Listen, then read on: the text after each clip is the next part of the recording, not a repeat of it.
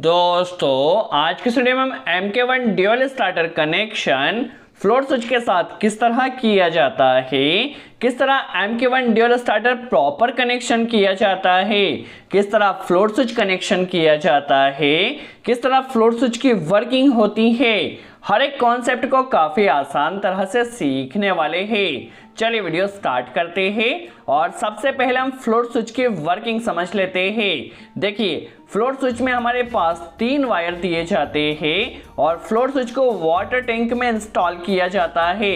देखिए जब float switch की पोजीशन कुछ इस तरह से होती है और हमारा टैंक खाली होता है, उस समय फ्लोट स्विच ने मोटर स्टार्टर को स्टार्ट करना चाहिए और एक समय पर जब हमारा टैंक पूरी तरह से भर जाता है तो फ्लोट स्विच ऊपर की तरफ आता है।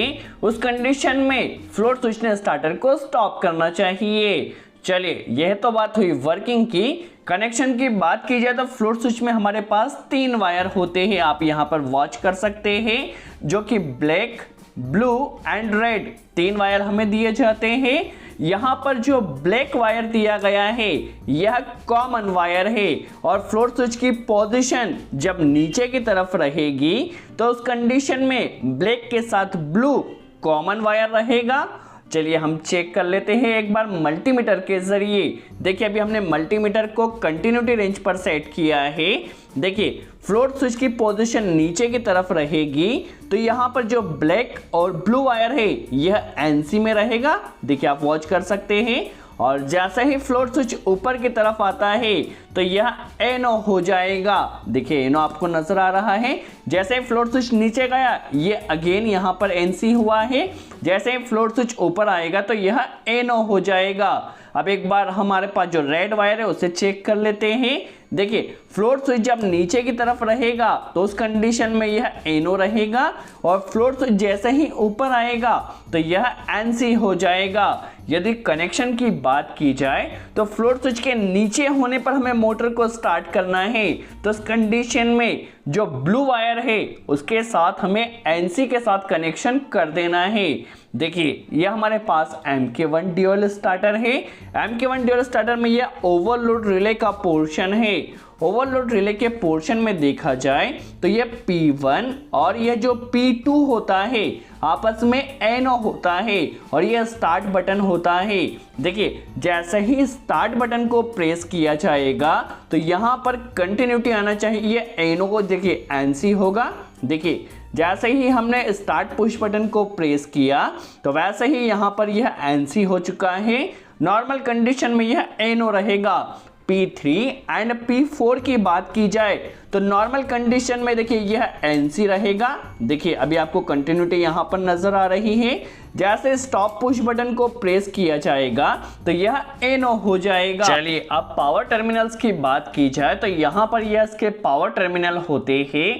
आपके पास सिंगल फेज सप्लाई है तो फेज और न्यूट्रल कनेक्ट किया जाता है। यदि 3 फेज सप्लाई है तो RY भी कनेक्ट किया जाता है जिसका आउटपुट आपको यहाँ से मिल जाता है। और जो 4th टर्मिनल आपको नजर आ रहा है यह NO टर्मिनल होता है, इसका ऑक्सिलरी पॉइंट होता है। जिस तरह कॉन्टेक्टर में यहाँ पर NO पॉइंट दिया जाता है उसी तरह यहाँ पर भी NO पॉइंट दिया जाता है। चलिए हम चेक कर लेते हैं। देखिए ये हम इसलिए समझ रहे हैं क्योंकि यहीं से होल्डिंग मिलती है। देखिए अभी हमारा स्टार्टर स्टॉप कंडीशन में है। जैसे स्टार्टर स्टार्ट होगा तो ये आपस में एनसी हो जाएगा और यहीं से स्टार्टर में होल्डिंग मिलती है। देखिए एक बार हम समझ लेते हैं। देखिए जैसे स्टार्टर ऑपरेट हुआ तो ये एनसी हो जाएगा। देखिए हमने होल्डिंग के लिए ब्लू वायर की एक लिंक कनेक्ट किया है। चलिए अब यहाँ पर ये इसका एनवीसी कॉइल होता है। इस एनवीसी कॉइल में सिंगल फेज के लिए 220 वोल्ट की कॉइल होती है और यदि आपके पास 3 फेज सप्लाई है तो उस कंडीशन में 440 वोल्ट की यहाँ पर कॉइल कनेक्ट की जाती है। चलिए किस तरह से सिंपल सा कनेक्शन किया गया समझ लेते हैं। यहाँ से देखिए सिंगल फेज कनेक्शन है तो यहाँ से न्यूट्रल हम डायरेक्ट कनेक्ट कर देते हैं कॉइल में। देखिए न्यूट्रल डायरेक्ट यहाँ पर आ चुका है। अब किस तरह से कनेक्शन वर्किंग होती है हम समझ लेते हैं। देखिए फेस का एक कनेक्टर हम यहाँ से कनेक्ट करते हैं और इसे P1 टर्मिनल में हम कनेक्ट कर देते हैं। देखिए अब P2 टर्मिनल यहाँ पर NO होता है, तो जैसे स्टार्ट पुश बटन को प्रेस किया जाएगा सप्लाई यहाँ पर आएगी। यहाँ से हमने एक लिंक कनेक्ट कर दिया है। देखिए जैसे स्टार्ट पुश बटन प्रेस किया तो सप्लाई यहाँ पर आ चुकी है P3 में, और P3 एंड P4 आपस में NC होता है। तो यहाँ से देखिए NC से सप्लाई पास होकर NVC कॉइल में जाएगी। तो यहाँ तक तो देखिए जैसे स्टार्ट पुश बटन को प्रेस किया जाएगा सप्लाई आ जाएगी। अब होल्डिंग किस तरह से मिलती है हम समझ लेते हैं, ये काफी इंपॉर्टेंट है। तो होल्डिंग के लिए देखिए यहाँ पर एक ब्लू कनेक्टर कनेक्ट किया गया है। देखिए जैसे ही यहाँ पर स्टार्ट किया तो P2 में सप्लाई आई, यहाँ से देखिए एक कनेक्टर कनेक्ट किया है तो यहाँ पर NO में सप्लाई आ चुकी है।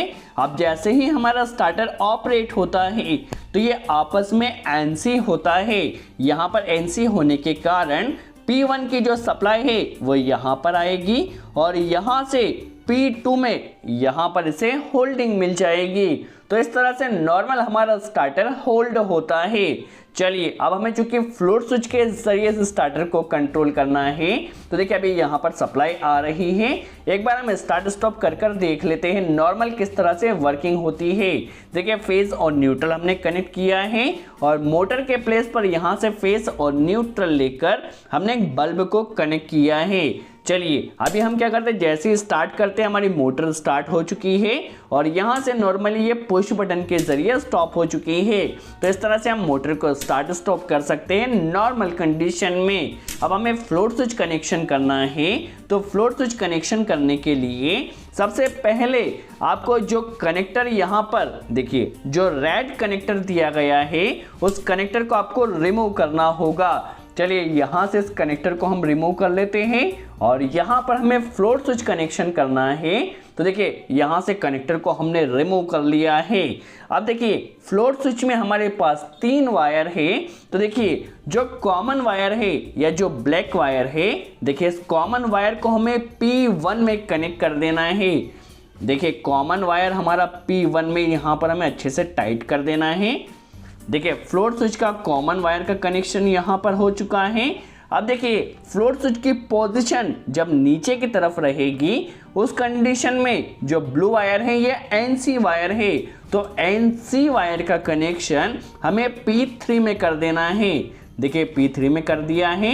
जब फ्लोट स्विच की पोजीशन नीचे की तरफ रहेगी तो फ्लोट स्विच NC में रहेगा तो सप्लाई पास होगी, और जो थर्ड वायर है उसमें आपको अच्छे से टैपिंग कर देना है। जस्ट फ्लोट स्विच के 2 ही वायर हमने कनेक्ट किए हैं, ब्लू एंड ब्लैक। देखिए फ्लोट स्विच जब नीचे की तरफ रहेगा तो उस कंडीशन में मोटर हमारी ऑटोमेटिकली स्टार्ट होगी। फ्लोट स्विच जब ऊपर की तरफ रहेगा तो मोटर ऑटोमेटिकली स्टॉप होगी। चलिए प्रैक्टिकली देख लेते हैं। देखिए फ्लोट स्विच नीचे है तो मोटर स्टार्ट हो चुकी है, फ्लोट स्विच जैसे ही ऊपर आता है मोटर स्टॉप हो चुकी है। फ्लोट स्विच नीचे motor again start, float switch जैसे ही ऊपर टैंक भरते ही हमारी मोटर ऑटोमेटिकली स्टॉप हो जाएगी। तो इस तरह से किसी भी MK1 ड्यूल स्टार्टर के कनेक्शन आप फ्लोट स्विच के जरिए कर सकते हैं। आई होप आपको क्लियर हुआ हो किस तरह से प्रॉपर कनेक्शन किया जाता है। यदि वीडियो अच्छा लगा हो तो लाइक का बटन जरूर प्रेस करें। कोई डाउट हो तो कमेंट्स में जरूर पूछें। सो आज के लिए इतना ही। Thanks friends.